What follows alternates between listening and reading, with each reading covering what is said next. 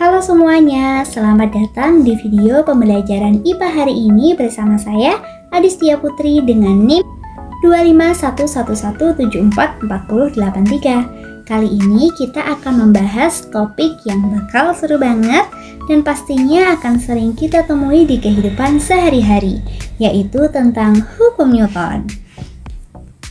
Nah, sebelum masuk ke materinya, kalian tahu nggak sih siapa penemu hukum Newton? Benar sekali, beliau adalah Sir Isaac Newton, seseorang yang ahli di bidang fisika, matematika, dan juga astronomi. Sir Isaac Newton lahir di Inggris pada tanggal 4 Januari 1643. Berkat pemikiran jenius beliau, sekarang kita bisa tahu bagaimana cara benda-benda di sekitar kita dapat bergerak atau yang kita sebut hukum Newton. Nah, sebelum kita bahas hukumnya nih lebih dalam, ada dua istilah penting yang harus kita pahami dulu, yaitu yang pertama gaya dan juga gerak. Apa sih itu gaya dan juga gerak? Gaya merupakan interaksi yang jika bekerja pada benda dapat menyebabkan perubahan kecepatan atau percepatan ataupun perubahan posisi. Sedangkan gerak adalah hubungan antara gaya yang bekerja pada suatu benda dan gerakan yang ditimbulkannya. Dari gaya dan gerak tadi muncullah hukum Newton.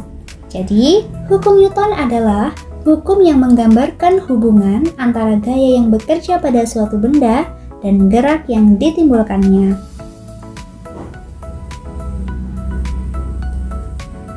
Hukum ini dibagi menjadi 3 bagian. Yang pertama ada hukum 1 Newton, hukum 2 Newton, dan hukum 3 Newton. Yuk kita bahas satu persatu.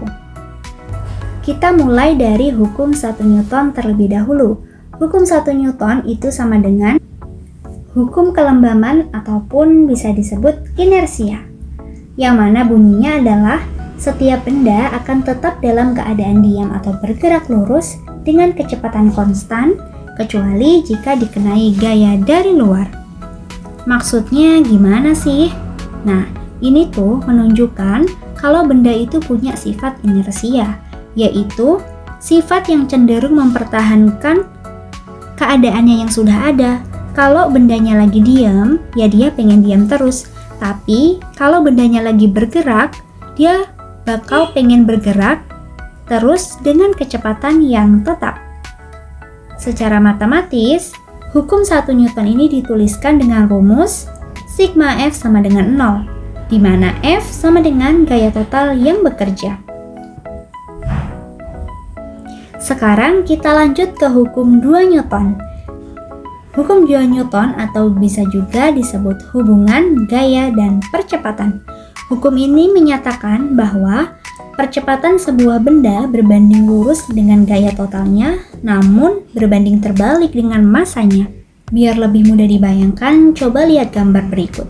Di gambar pertama ada seseorang yang tengah mendorong troli yang massanya 2 kg. Dan di gambar kedua ada yang tengah mendorong benda bermassa 4 kg.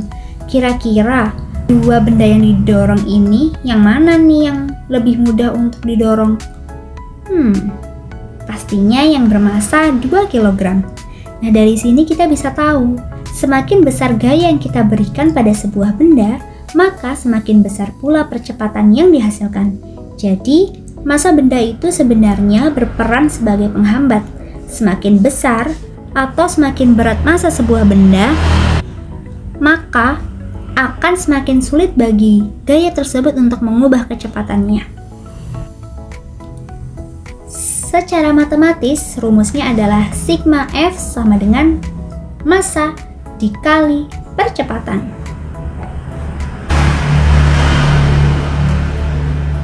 Nah, yang terakhir nih, ada hukum 3 Newton atau yang biasa kita sebut sebagai hukum aksi-reaksi.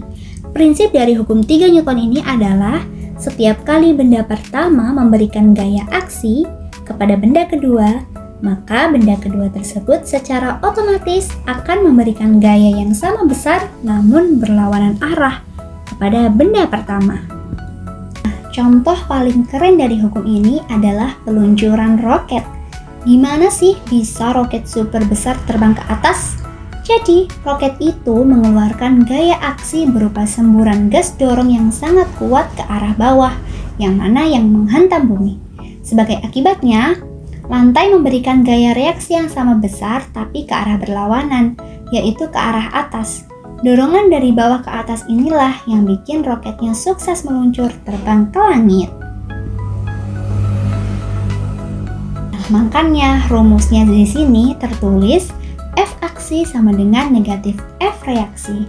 Kenapa sih ada tanda minusnya? Ya karena F aksi itu menghasilkan F reaksi yang arahnya berlawanan. Nah teman-teman, itu dia penjelasan singkat tentang hukum 1, 2, dan 3 Newton.